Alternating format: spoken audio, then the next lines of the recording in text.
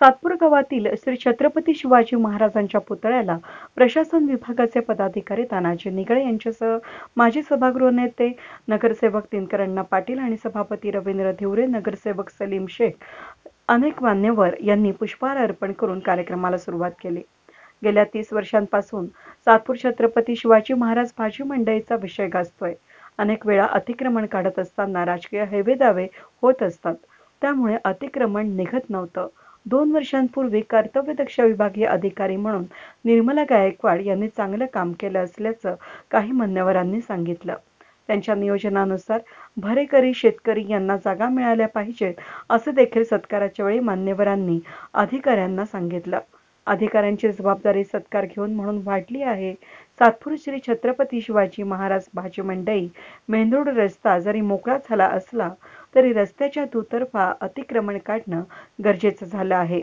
ज्या पद्धतीनं निर्मला गायकवाड यांनी बेधडक मोहीम राबवली आहे, त्याचप्रमाणे आत्ताच्या विभागीय अधिकारी यांनी मोहीम राबवावी, अशी दबक्या आवाजात पाठीमागे बसलेल्या नागरिकांमध्ये चर्चा होत होती.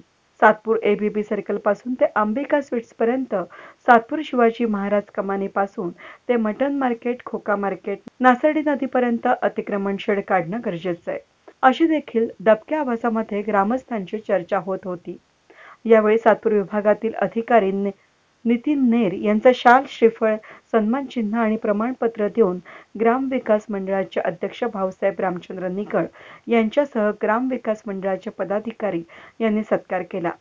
तसंच अमरज्योत मित्र मंडळाचे आणि प्रभाग समिती सदस्य विजय भदुरे यांनी देखील सन्मान चिन्ह देऊन विभागीय अधिकारी आणि तानाजी निकळ तसंच अतिक्रमणचे मिलिंद जाधव, संजय कोठोळे, साहेबराव भाबड यांच्यासह अधिकारी आणि कर्मचारी यांचा सत्कार केला. यावेळी अध्यक्षस्थानी माजी सभागृह नेते तथा नगरसेवक दिनकर अण्णा पाटील होते, तर सातपूर प्रभाग सभापती रवींद्र धिवरे, नगरसेवक सलीम मामा शेख, नगरसेविका सीमा निकळ, नगरसेविका दिशा लोंढे यांनी देखील आपलं मनोगत यावेळेस व्यक्त केलं. लोकप्रतिनिधींचा अधिकाऱ्यांना पाठिंबा होता.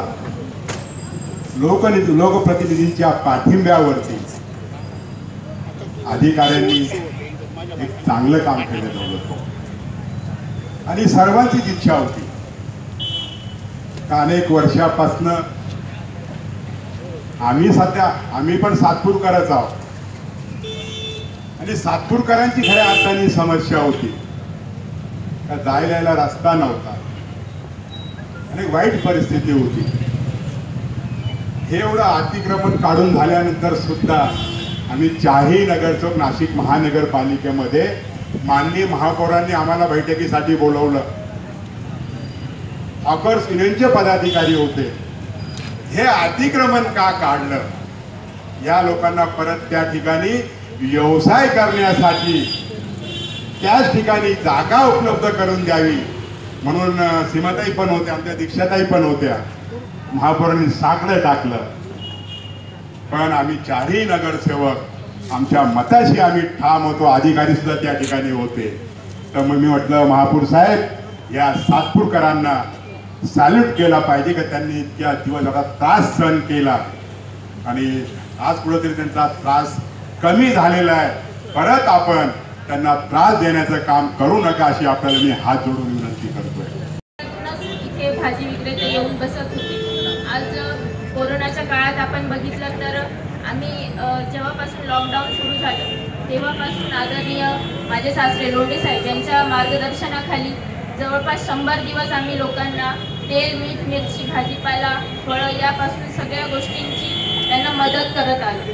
आणि लॉकडाऊन संपल्याच्या नंतर जे ते आपल्या व्यवसायाला जेव्हा लागले त्याच्यानंतर आता हे अतिक्रमणही उठवलं आहे, तर त्या लोकांची जी गैरसोय होते आहे आता इथल्या लोकांना दूध फवारणी नाही, अधिकाऱ्यांनी याची नोंद घ्यायची आहे. इथं दूध फवारणी होत नाही आहे, डेंग्यू मलेरियासारखे आजार होत आहेत. त्या लोकांना पाण्याची सोय नाही आहे, जागा मोकळी झाली आहे, आपल्याला यायला जायला रस्ता मोकळा झालेला आहे. आपण इथे व्यवस्थितरित्या गावाचं एक सौंदर्य प्राप्त झालं आहे, पण त्या लोकांची गैरसोय होता नाही याची सगळ्या अधिकाऱ्यांनी नोंद घ्यायची आहे. आणि आम्हाला इथं बोलवलं जो माणसं, मला वाटतं आम्हाला 4 वर्ष पूर्ण झालेले आहेत अंदाज.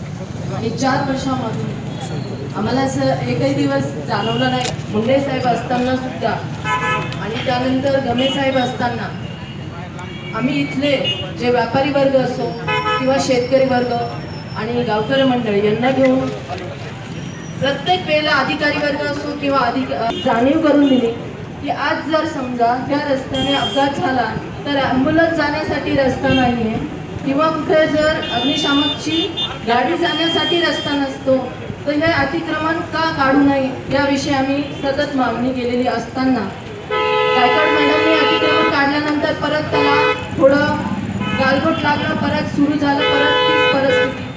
मला वाटतं नेरे साहेब पहिल्या दिवशी जेव्हा त्यांनी इथला विभागीय अधिकाऱ्याचा कारभार सांभाळला त्या दिवशी पहिल्या दिवशी मी त्यांना सांगितलं सर काहीच करू नका, पण सगळ्यात पहिले आमचं अतिक्रमण इथून हटवा, कारण ग्रामस्थ आमचे खूप या गोष्टींनी खूप 25-30 वर्षापासून खूप कंटाळले आहेत की जाण्यासाठी रस्ता नाही, टू व्हीलर सुद्धा जाऊ शकत नाही.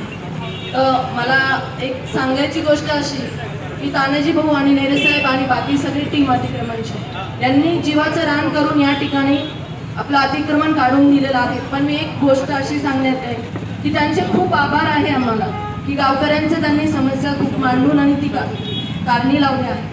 आज हे बॅरिकेड केलेलं आहे तर मी यासाठी एक सांगते, हॉकर झोनमधून मी 4 लाख रुपये मंजूर करून त्वरित ही बॅरिकेड का बनवलं की इथे एक म्हणता सगळ्यांचं अतिक्रमण वाढू नये, त्यामुळे जनतेलाही त्रास नाही आणि जे व्यापारी वर्ग बसतात आज तो बसला मग मला का नको, ही गोष्ट कोणी मान्य नाही करत. आज आपण बसलो शेजारच्याला बसून नाही दिलं किंवा यांनी उचललं तर मग त्यांच्यावर पण दाद. मग मी काय म्हटलं इथे पार्किंग झोन आहे, पार्किंग बनवूया. त्याच्यानंतर सगळ्यांना गायकवाड मॅडमनी प्रत्येकाला माळीपासून बसणारे फुलावाले सगळे जे विक्रेते आहेत त्यांचं नियोजन त्यांनी शिस्तबद्ध पद्धतीने आखून दिलेलं आहे. मी सगळ्या गावकऱ्यांना आणि सगळ्या व्यापारी वर्गांना आणि जे भाजी विक्रेते असो त्यांना एकच विनंती करते की ज्याप्रमाणे आपल्याला बायोमेट्रिक करून आणि बाकी गोष्टी ज्यांना जिथे जागा दिलेल्या आहेत त्यांनी तिथे बसा आणि आपलं पण घर आणि आपला संसार हा त्याच्यावरच आहे. मी पण समजू शकते, मी पण या गावची सून आहे, त्यामुळे मी या गोष्टीला मान्यता देते. प्रत्येकाने आपल्या ज्या जागेला दिलेलं आहे त्या जागेवरच बसावं आणि जेणेकरून जे 2 लोक गरीब कुटुंबातले पोट भरतायत त्यांच्या पण पोटावर पाय पडू नये एवढेच मी सगळ्यांना सांगते. अधिकारी वर्गांना एक सांगते की आता आचारसंहिता बाकी कोरोना 5 वर्षापैकी एकच वर्ष नगरसेवकांना काम करायला मिळालेले, निधी अभावी झालेले मंजूर कामं रद्द झाले, तरी पण 1 वर्षात हे 5 वर्षाचं काम करून दाखवलं.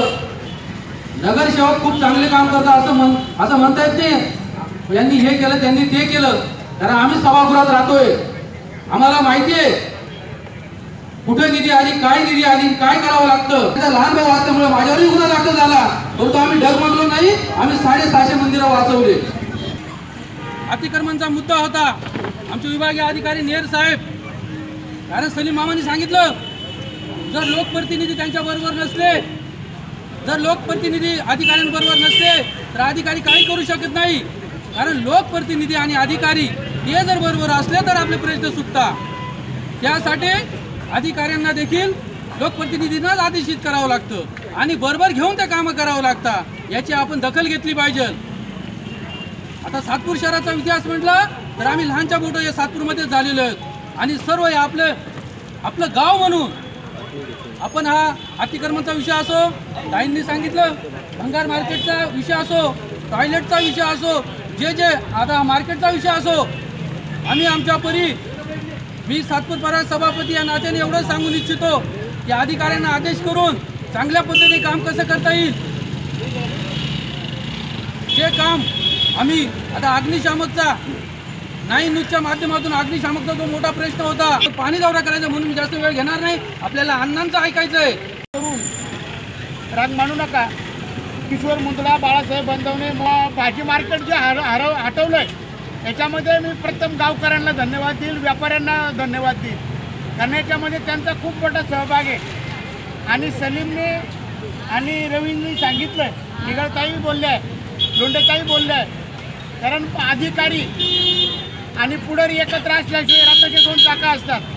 दोघं एकत्र असल्याशिवाय कोणी काही करू शकत नाही. पुढारीही काही करू शकत नाही, अधिकारी काही करू शकत नाही. जसं धर्माला राजकारणाची जोड लागते, राजकारणाला धर्माची, तसंच ही पद्धत आहे. अधिकारी आणि पुढारी हे एकत्र असल्याशिवाय हा प्रश्न मार्गी लागला नाही. आणि सगळ्यात मोठं काम कोण करतं माहिती आहे का? पत्रकार. यांचे कोणाला सोडायचं कोणाला अटकावायचं हे काम ते करतात. म्हणून त्यांचं पत्रकारांचं टाळ्या वाजून स्वागत करा. टाळ्या वाजवा सगळे. पत्रकार बंधूंचं खूप मोठं योगदान असतं की आपल्याला काम केलेलं कोणतं काम केलं पाहिजे होतो. तानाजी निगळ हा खरं तर नाशिकला होता, पश्चिमला, परंतु मी त्याला इकडं मागून घेतलं. तानाजीची काही तो म्हणे अण्णा गावाचं काम आहे कसं करू. तर मी तानाजीला सांगितलं तुला गावात यावं लागेल. आणि नेर साहेबांना अधिकारी हे बसलेले अधिकारी मी खरं सांगतो, संजय अग्रवाल, वायकर साहेब, नितीन राजपूत, रवी पाटील, कोल्हे आणि नेर हे सगळे अधिकारी इतके चांगले की यांना काम सांगितल्यानंतर सांगावं लागत नाही. आणि सभापती त्याच तोडीचा भेटला. सभापती घरी थांबत नाही. दररोज सभापती 11 ते 5 वाजेपर्यंत कार्यालयात बसून सर्व सातपूर विभागाचे दौरे करतो. सगळ्यांना बरोबर घेतो आणि काम करत असतो. पण सातपूर गाव असं आहे नेर साहेब, नाशिकची परत ख्याती आहे. डोक्यावर घेतात आणि पायदळी पण तुडवतात. मग काम हे तुम्हाला कायम करावं लागणार आहे. हे माझी मार्केटला कधीच बसलं नाही पाहिजे. परंतु इकडे ज्या ज्या गावकऱ्यांनी सूचना केल्या, मला अख्ख्यात पहिल्यांदी रामचंद्र नाना निगळ्यांचं खूप स्वागत करायचे. ते जरी आपल्यात नसेल ते वैकुंठवासी झालेले, पण असा नेता दूरदृष्टीचा होता तर त्यांनी 500-600 लोकांना काम दिलं होतं. सगळे रस्ते केले होते. त्याच्यानंतर पाईपलाईनही झाल्या नाही मळ्यांच्या. आणि मी सभापती झाल्यावर मात्र मी त्या पाईपलाईनी रस्ते मंजूर करण्यासाठी खूप प्रयत्न केलेले. यावेळी ज्येष्ठ नगरसेवक सलीम मामा शेख, नगरसेविका सीमा निगळ, दीक्षा लोंढे, ज्येष्ठ नगरसेविका इंदू नागरे, स्वीकृत सदस्य विजय भंदुरे, सातपूर व्यापारी आणि सातपूर ग्रामस्थ किशोर मुंदडा, बाळासाहेब पंदावणे, किसन शेवकर, गोकुळ निगळ, शांताराम निगळ, जगन निगळ, दौलत निगळ, मोहन बदावणे, अरुण काळे, राजाराम पाटील उपस्थित होते. वेद न्यूजसाठी सिनियर कॉरेस्पॉन्डंट कमलाकर तिवडे, सातपूर.